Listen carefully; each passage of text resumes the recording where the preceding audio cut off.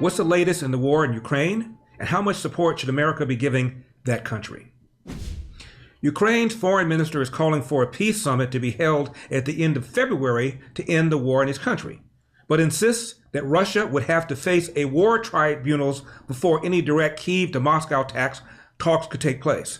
But this former CIA official says there's no sign that Putin is truly interested in any kind of negotiations.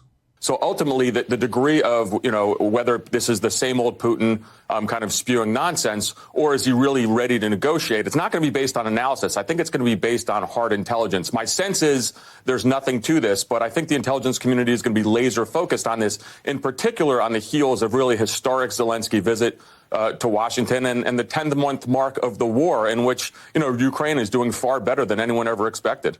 And speaking of the visit by the president of Ukraine, Vladimir Zelensky, who spoke before Congress, he was given a hero's welcome.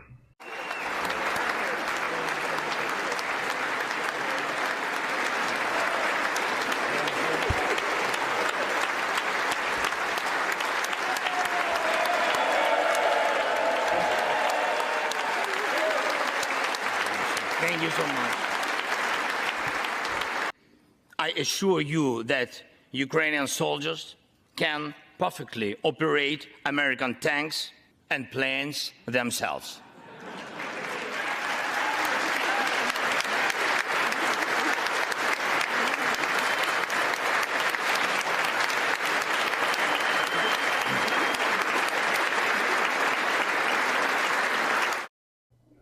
And the minority leader in the Senate said that the Republicans' top priority was the war in Ukraine. Making sure the Defense Department can deal with the major threats coming from Russia and China, providing assistance for the Ukrainians to defeat the Russians. That's the number one priority for the United States right now. According to most Republicans, that's sort of how we see the challenges confronting the country at the moment. Joining me to discuss this is Jay Carafano of the Heritage Foundation. Jay, Happy New Year. Thank you for coming on. Oh, it's great to be with you.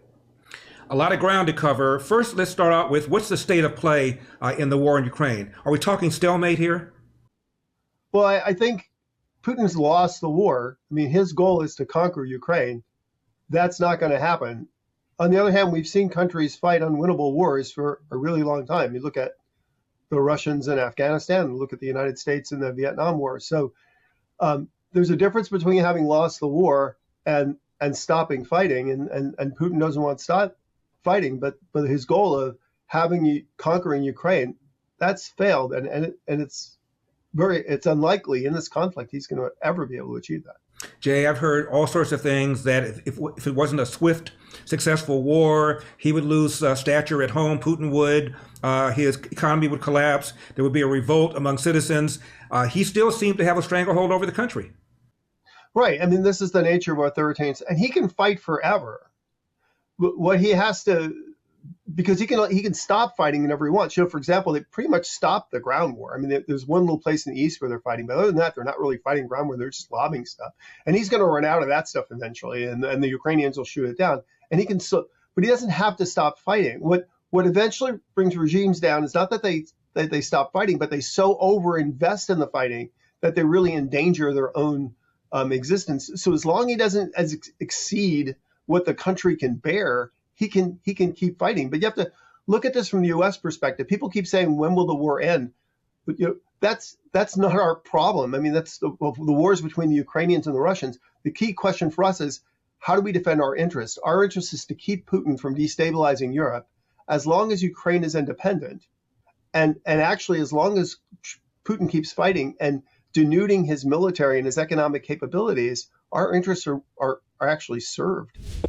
Are the Biden administration's New Year's goals of tax and spend and turn a blind eye to inflation at odds with your goals of securing your savings? When you finally had enough of the games the government is playing with your savings and retirement, diversify into gold with Birch Gold.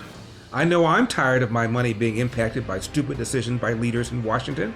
Now, for over 5,000 years, gold has withstood inflation, geopolitical turmoil, and stock market crashes. And here's the great news. You can still get it. In fact, you can own gold and silver in a tax-sheltered retirement account. Birch Gold makes it easy to convert an IRA or 401k into an IRA in precious metals. Here's what you need to do. Visit LarryForGold.com to claim your free info kit on gold. With almost 20 years experience converting IRAs and 401ks into precious metals IRAs, Birch Gold can help you. Protect yourself with gold today by visiting LarryForGold.com. With an A+ rating with the Better Business Bureau, thousands of happy customers, and countless 5-star reviews, secure your future with gold. Start today with a free info kit. There's zero obligation to make this request. Just visit LarryForGold.com. That's LarryForGold.com. Can Ukraine, Jay, win the war? Well, it depends. If winning is, can they ensure they're an independent country? They've already achieved that. If the answer is, can they recapture every inch of Ukrainian soil? I don't think they can. What is your take on how willing the American people are to still support Ukraine and send them billions of dollars? There are a lot of prominent voices in the Republican Party now who are saying we've done enough, it's too much, as opposed to the group, and I'm in that group, that says we need to fight to make sure that, as you point out, Russia doesn't destabilize Europe. I think that how we handle this will inform North Korea, will inform Iran, will inform China. So I think there are geopolitical reasons why we are on the side of Ukraine and spending the money that we are. But a lot of voices on the Republican side seem to be beginning to doubt that we ought to be doing this. Yeah, I think they're debating the wrong thing. First of all, that the debate's already passed. The Congress has already allocated sufficient money probably to carry Ukraine through the spring and the decisive phase of the conflict. So the notion of let's cut and run, I mean, we've already allocated that money, so and you're not going to get it back. So I don't think that's really the relevant question. Would we be having this conversation, Jay, if President Trump had been reelected? Well, no, because we wouldn't be fighting the war. And actually, I think really, I hear what Republicans are saying, and some conservative critics. And look, I don't say we're not a unified, everybody doesn't have to support the war. You don't want to support the war, don't support the war. But if you actually listen to their concerns and what they say, what they're really complaining about, which I actually think is valid, is not necessarily supporting Ukraine. You can make an argument that Ukraine's in U.S. interest. I think most people would get that. It's how Biden has fought this war. Because let's be honest, what he has done is really exploit the Republican and conservatives who think that this is something we should support. And he has done all kinds of inexcusable nonsense under that. He's done nothing on the border, and they let him get away with it. He has spent trillions of dollars. People talk about Ukraine spending. By some estimates, there's 5 times as much waste in the last omnibus package as there is on Ukraine spending. So it's not necessarily supporting Ukraine that I think they have or should have.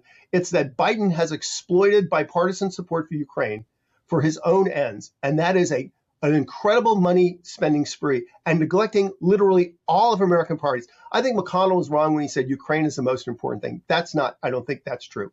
Our economy, our vital interests are the most important thing. But none of them have been addressed because they've got funding for the Ukraine war, and they haven't gotten support for literally anything else, not inflation, not the border, not all the other issues. I actually think that's what conservatives are really angry about. And you know what? I'm kind of with them on that. I support Ukraine. It's in our interests. But the nonsense that's been done under the name of that cause, I don't support that at all. Let me ask what I asked you earlier in a different way. I had Joe Biden not rashly, precipitously pulled out of Afghanistan. Do you think Putin would have invaded Ukraine? Probably not. One is, if Trump had been president, it wouldn't have happened because whether it was Xi or the mullahs in Tehran or Putin, they were afraid of Trump and they were afraid to cross the line, and they wouldn't have tried that. I think the second is, and people forget this, it's not just pulling out of Afghanistan, which was actually an absolute signal to Putin that Biden was risk averse. And the reality is Biden was ready to let Ukraine fall. If the Ukrainians hadn't actually fought and the Europeans hadn't jumped behind them, Biden wouldn't have stepped in. He would have just folded his arms. And the third thing is the day Biden walked in office, he told everybody in private, which means you're telling the world because everybody hears anyway, Ukraine is a European problem. If anything happens, you guys deal with it. I don't want to hear about it. I'm putting Russia and Europe on the back burner. The Russians heard that. They saw that as a green light. And when it was very clear they were building up forces, all Biden did was threaten sanctions. If he had rushed in aid and support and everything,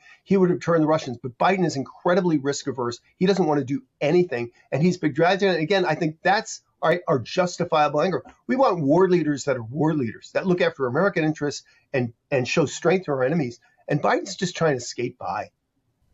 And Jay, Biden left, was it $80 billion worth of military equipment in Afghanistan? He did, which is, of course, more than the aid that we've given Ukraine. So, and this is something else that people don't even talk about. They hate fraud, waste, and abuse. I'm with them. Nobody is talking about the billions of dollars that Biden continues to send to Afghanistan. So this is, they're saying, where's the accountability in Ukraine? And I'm all for accountability. And we should actually look at the measures, and people can debate them, but they should look at what's being done. But these same people will not say a word about, we're sending billions of dollars to Afghanistan, money that we have absolutely no control over. We have no visibility on whatsoever. It disappears inside the country. It directly contributes to the Taliban, who already have $80 billion of our country.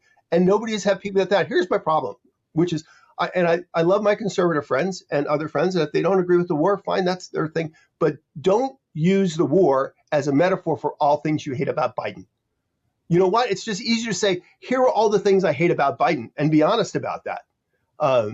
But I don't think Ukraine, I'll give you a perfect example. The border is one of them. They said, well, we should be supporting the border. Well, before the Ukraine war, Biden was spending $0 to secure our border.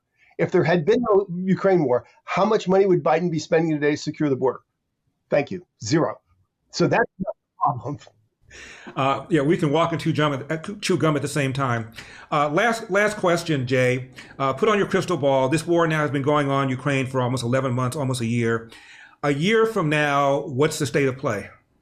Well, it's not really up to the two sides that are fighting the war, which is kind of the way it always is. But here's, like I said, is he's lost this war. And what we should be, instead of talking about when does the war end, how do we take advantage of the victory that's really been achieved? Strengthen NATO deterrence, so never happen again. Build out energy security, energy abundance, energy dominance, so he doesn't have a blackmail thing. Work with friends and allies around Russia who don't fear Russia now because they really can't invade anybody else. Be strong against China and show China, like we just gave Russia a bloody nose. You know what, dude? We'll give you a bloody nose too if you try this. Now's the time for America to be strong in the world, not to run and hide. But here's the thing: is we can't do any of that if we're spending trillions of dollars on a bunch of nonsense that doesn't give us more energy, doesn't improve our economy, doesn't make Americans better off, doesn't make a stronger military.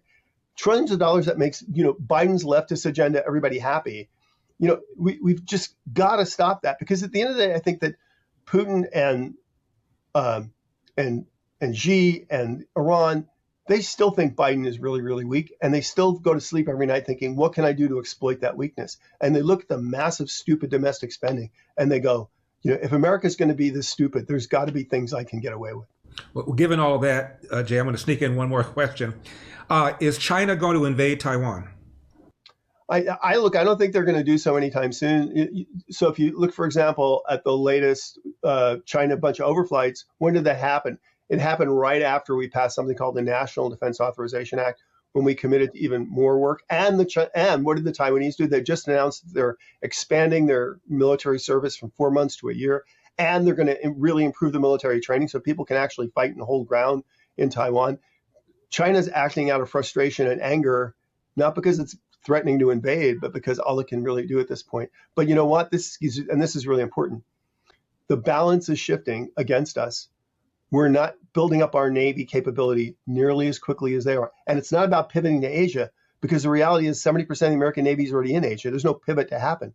We've got to build up our Navy, because China, no matter what they say, they look at what we do and they're just biding their time. They're going to continue to build up their assets and their strategic assets. And one day they say, if we just keep doing this, and Americans, Biden's just spending trillions of dollars on nonsense and not on real things, someday they're going to wake up and we're going to have way more stuff than they do. And then we're going to say, we're going to go to Taiwan. What are you going to do about it? And we're going to say, well, we're going to go to the UN and make a bad speech. Jay Carvano, Heritage Foundation. Jay, as always, Happy New Year. Thank you for having me, my friend. It's really an honor. My pleasure. Now, hit that like button, hit that subscribe button, and scroll down and make sure you sign up to get on our email list, because sometimes YouTube has an issue with some of our videos. I don't know why, but if you don't want to miss anything, be sure you sign up and get on our email list. Also, feel free to donate. You can always throw something in the tip jar, help us out, make sure we continue giving you great content. Remember, LarryWithEpoch.com, LarryWithEpoch.com.